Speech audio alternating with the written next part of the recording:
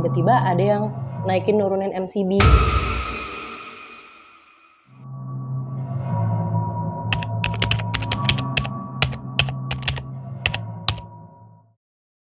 Halo guys, balik lagi bersama gua Aufaris Raki di podcast Ruang Suara.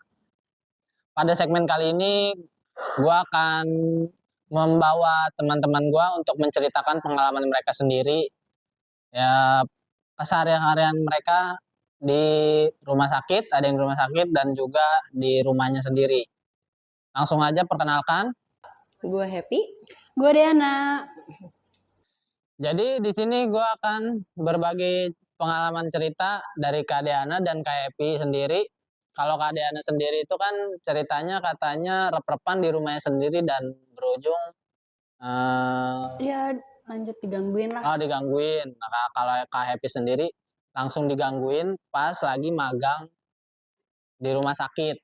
Langsung aja ke ceritanya, nggak usah lama-lama ya. Kak Diana dulu deh cerita gimana pengalamannya. Jadi gue punya pengalaman mistis di rumah yang kejadian di diri gue sendiri. Waktu itu gue di kelas 2 SMA dan kebetulan kan lagi ulangan. Nah keluarga gue itu pulang kampung tuh kebetulan tuh. Jadi yang jaga rumah itu gue sendiri. Jadi emak gue, bapak gue sama adik gue itu ke kampung. Gue jaga rumah sendiri. Terus nih waktu malam sekitar jam berapa ya? Mungkin jam 9 atau jam 10 malam gue tidur, gue ngerasain kayak badan gak bisa digerakin. Kalau rep-repan itu kan emang identik kayak gitu ya, kita gak bisa gerakin badan, kita gak bisa ngeluarin suara sama sekali. Nggak bisa ngelawan. Iya, nah itu kondisi tubuh gue kayak gitu, jadi nggak bisa gerakin ke kanan ke kiri. Gue juga mau teriak juga nggak bisa ya. Tapi untuk buka mata gue masih bisa waktu itu. Dan itu kayak gue ngeliat emang bener-bener kelihatan satu sosok hitam besar, kayak bulunya banyak banget gitu, terus rambutnya wow panjang gitu ya, kayak ya nindin gue ngukung gitu loh dia posisinya. Nah di situ gue mau teriak kayak gimana, gue nggak bisa, terus nggak ada orang di rumah kan selain gue ya. Nah akhirnya dari situ ya gue berujung tuh digangguin. Jadi gue rep-repan itu nggak sekali doang, jadi keesokan harinya gue ngalamin kayak gitu lagi. Cuman yang hari ketiganya itu gue ngeliat satu sosok, ini kuntilanak gengs, di ujung kamar gue, di pojok ruang kamar gue gitu. Setelah rep-repan itu? Iya, tapi sekilas doang sih. Nah setelahnya kan gue kalau ngalamin rep-repan itu sekitar 1 minggu ada. 1 minggu tuh Tiap hari? Iya, gitu. Aneh kan, gue juga ngerasain aneh banget nih kenapa gitu kan. Nah akhirnya di hari keberapa ya, gue kan tidur di ruang TV gitu ya. Dan itu gue bener-bener ngerasain kayak digangguin nih, tapi gangguannya beda, bukan rep-repan lagi. Jadi kayak ada suara gamelan. Tuh kan kalau gamelan Jawa, iya terus kayak ada suara nyinden gitu di rumah gue. Nah itu gue gimana ya? Tapi pas di situ sih kondisinya keluarga gue udah pulang semua dari kampung kan. Gue cerita lah ke mereka. Ya gimana, bapak gue juga bingung kan. Akhirnya bapak gue bilang ya udah papa setelin ini deh murotal gitu kan. Akhirnya udah disetelin murotal, tapi tetap nggak mempan, soalnya di gue kayak dia masih iseng gitu loh mereka. Kayak gimana? Iya, isengnya ya masih gue didengerin suara-suara kayak gitu. Ditampakin sih sekelibat doang lah. Gitu. Mungkin kayak suara nangis, suara gamelannya itu masih ada sampai 2 harian itu ada. Suara nyinden juga masih ada. Dan gongnya emak gue juga cerita waktu di kampung nih. Kampung emak gue itu kan di Solo ya. Nah, dia itu di rumah adiknya bapak gue. Adiknya apa sih? Adiknya ibu? Iya. Paman. Bapak gue emak gue punya bapak kan, nah bapaknya punya adik, nah itu maksud gue.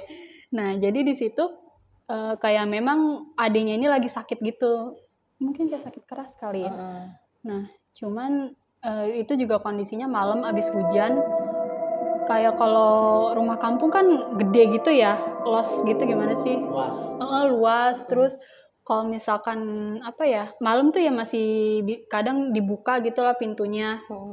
Nah, emak gue tuh ceritanya lagi ngobrol-ngobrol gitu di ruang tengah sama suaminya. ya panggilannya Pak Le lah sebut aja. Nah di situ emak gue ngelihat kayak kok ada orang di depan pintu masuk gitu kan, tapi pakainya kolor doang nih, kagak pakai baju, compang camping bang. bentuknya orang. Iya bentuknya orang. Orang biasa. Iya rambutnya panjang gitu. Ya nggak tahu deh warnanya bagaimana ya.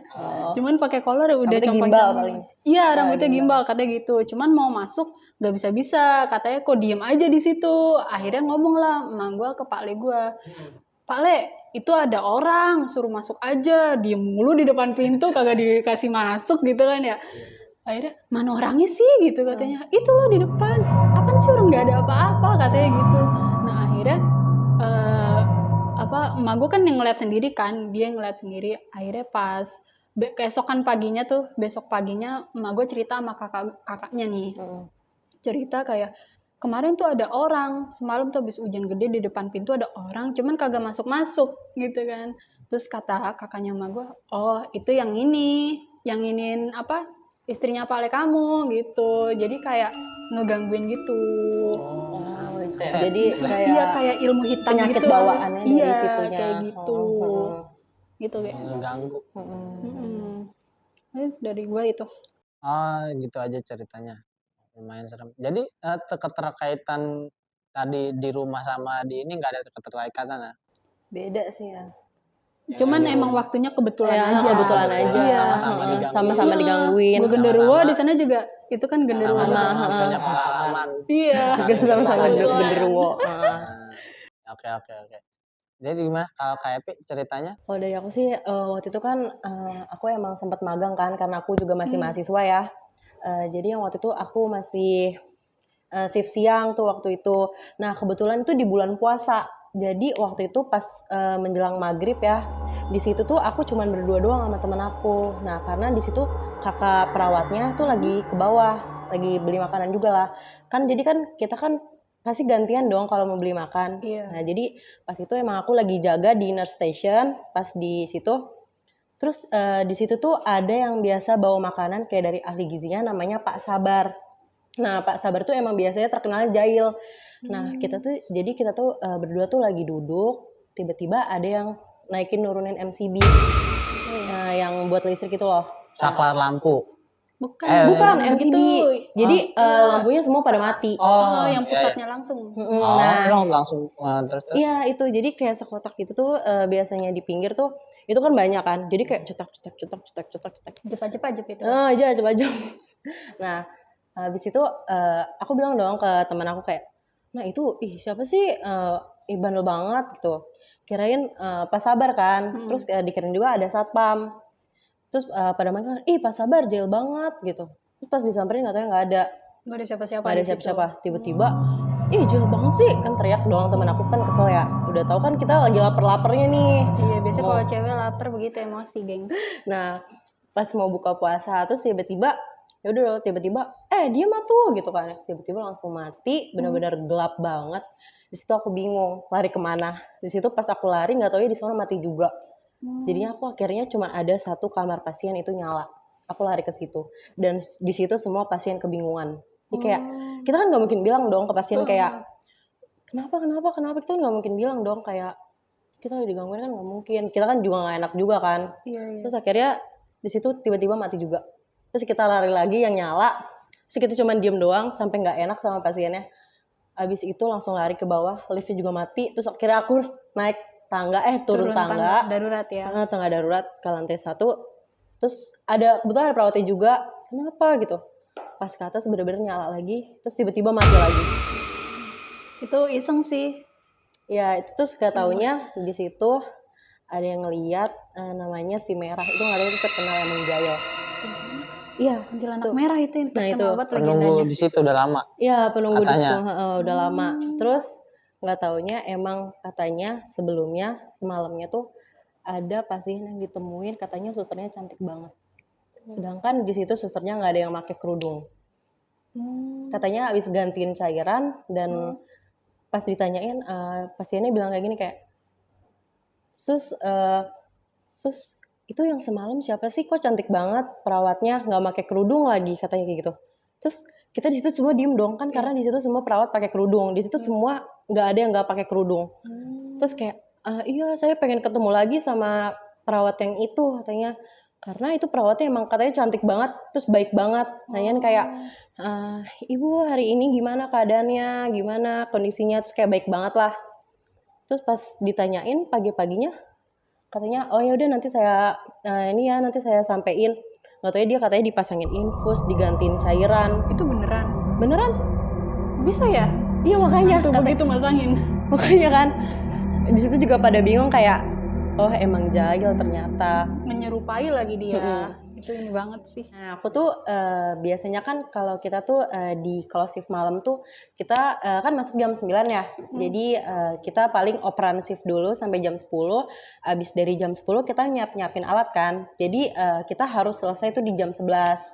Nah, buat ganti-ganti cairan lah, kasih obat malam lah, ya istilahnya kita udah selesai semua biar nanti kita bisa tidur lah dari jam 12. Biasanya tuh kita tuh tidur dari jam 12 sampai jam 3. Nah, nanti bangun biasanya tuh cek tensi, cek suhu tuh di jam 3. Nah, itu tuh katanya tuh di kamar namanya itu tuh di situ tuh katanya ada yang gantiin cairan di jam 2 malam. Sedangkan kita di jam 11 tuh udah kelar semua kan? Udah kelar semua. Iya, udah kelar semua. Makanya kita bingung dong di situ kayak siapa gitu yang gantiin. Pasiennya nggak bingung, maksudnya setelah ganti cairan kok ganti cairan lagi gitu? Iya apa makanya, gimana? iya katanya ini ada obat yang baru. Katanya ini obat yang malam ya. Oh ada lagi sus, iya katanya ada lagi. Nah habis itu udah kan pas tanyain emang gimana Bu ciri-cirinya, ciri-ciri perawatnya gimana gitu. Nggak pakai kerudung, cantik banget, mana ramah katanya. Oh ya udah nanti saya sampein lagi ya nanti di pagi gitu. Terus di pagi harinya dia nanya lagi, mana sus perawat yang tadi malam? Soalnya saya pengen ketemu gitu, pengen dirawat sama si perawat yang ini gitu. Jadi pengen diurusin. Ya ternyata ya kita juga semua bingung dong di situ. Nggak taunya ya emang dari kakak-kakak perawat yang lain juga katanya sering dilewatin lah di kamar si merah ini nih. Usul emang udah dari dulu dia di situ gitu. Oh iya, itu tuh itu adalah kamar BPJS kelas 2 dan jarang ditempatin. Oh, karena sepi. Karena jadi BPJS. Ya, biasanya tuh BPJS kelas 3 kan rata-rata yang ramenya itu tuh. Jadi tuh di situ ramenya di situ ada kelas BPJS kelas 3, kelas 2 sama kelas 1. Nah, biasanya kan jarang tuh orang yang kelas 2. Jadi kalau nggak kelas 3 ya kelas 1, tapi ya ramenya di kelas 3. Nah, di kelas 3 juga ada sih sebenarnya, tapi si merah tuh seringnya tuh di BPJS kelas 2 karena ya sepi itu. Di kamar itu. Di kamar itu. Nah, ternyata itu kan di lantai 3 ya. Di lantai 2-nya itu ternyata di ruang ICU juga ada yang kesurupan. Karena padahal yang kesurupan itu dari keluarganya, bukan dari pasiennya. Nah, si pasiennya ini nih dia di ICU. Dia kan nggak sadar ya. Katanya tiba-tiba ibunya sadar. Dia ngeliatnya. Nah, tiba-tiba kesurupan lah. Satpam sampai lari-lari ke atas sampai jangan bengong. Si perawatnya itu dibilangin kayak gitu, kayak istilahnya kita harus inilah biar nggak ada kesurupan lagi, karena itu kesurupannya itu lumayan banyak di situ. Lumayan sering kesurupan. Banyak juga di hari itu di ruang kayak kesurupan massal gitu. Iya, kesurupan massal. Terus akhirnya dipindahin lah ke masjid, jadi buat ya istilahnya disembuhin lah, bersihin ya dari situ. Itu di lantai 2 di ruang deh. Wow. Berarti lumayan angker juga. Iya, lumayan angker. Menyerupai perawat yang lain pula. Apalagi sampai bikin kesurupan massal. Itu udah benar-benar ngeganggu sih. Tapi mungkin emang niatnya baik kali ya si merah ini ngebantuin si perawatnya. Kalau si merah baik, cuma ngeganggu kerja yang perawat juga. Jadi apalagi kayak kakaknya nih yang baru lagi magang gitu kan bingung. Kita nggak tahu apa-apa. Iya, kita nggak tahu apa-apa. Makanya itu di rumah sakit yang itu ya. Aku juga punya cerita di rumah sakit. Tempat beda magang. Ada beda lagi itu rumah sakit tipe A yang lumayan bagus sih, tapi emang bangunannya emang udah lama. Nah di situ tuh emang sering banget. Aku tuh bingung ya, di situ tuh rumah sakit tapi lampunya tuh bener-bener kayak remeng-remeng gitu loh. Kok gitu sih? Iya Rumah makanya. sakit zaman dulu gitu. Iya kayak zaman dulu. Oh. Jadi lampu itu nggak seterang yang kayak biasanya gitu loh. Bukan rumah sakit modern lah ya. Nah di rumah sakit ini tuh emang tuh rumah sakit luasnya minta ampun, bener-bener luas banget. Nah di situ tuh katanya liftnya sering penuh, tapi sedangkan nggak ada yang naik. Liftnya sering penuh. Iya Jadi, sering penuh. Gimana tuh maksudnya? Jadi liftnya penuh? banyak orang yang naik. Jadi misalnya nih kan kita kalau pencet lift kan jadi kan kita nunggu dulu tuh. Kalau pas dibuka rame kan pas kita naik misalkan satu orang kan pasti ada tulisan overload kan. Oh iya. Nah itu keluar lagi. Jadi teman aku tuh kayak sampai bolak-balik kayak kok masuk penuh mulu. Terus kayak tapi gak ada yang ngomong. Gak ada yang ngomong, itu cerita dari teman aku. oh jadi pas dia masuk terus Overload. kayak ada alarm gitu ya. Iya Bunyi kayak ya biasanya bunyi terus Tapi posisinya di situ ada berapa orang? ya itu kayaknya kapasitasnya 15 orang deh. Itu kan kalau lift yang di RS kan bentuknya kan lurus, jadi kayak yang buat yang bed itu panjang. loh. Iya. Nah itu kan emang muat lumayan banyak dong. Harusnya. Pas dia masuk kok overload. Jadi ya mau nggak mau kan karena dia yang naik terakhir kan, otomatis dia yang keluar dong. Ya akhirnya itu sampai bolak-balik sampai 3 kali. Akhirnya ujung-ujungnya dia naik tangga. Ya karena ini udah nggak masuk akal. Ya, emang katanya emang sering kayak gitu. Kasian banget orang disuruh naik tangga ya. Coba gimana kalau pasien yang patah kaki? Jauh berarti. Iya makanya. Tapi itu kenapa yang dijailin selalu perawat? Kenapa Iya, ya? itu Kak kepengen dia jadi perawat. Iya mungkin ya. Sampai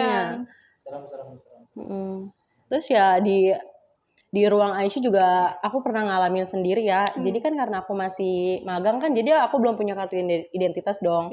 Jadi aku masih pakai PIN. Nah di situ aku disuruh ngapalin PIN. Sedangkan di situ aku lupa PIN masuknya berapa buat ngambil si ruangan yang penyimpanan kayak alat-alat, kayak laken. Jadi laken tuh kayak isinya spray, selimut gitu-gitu ya.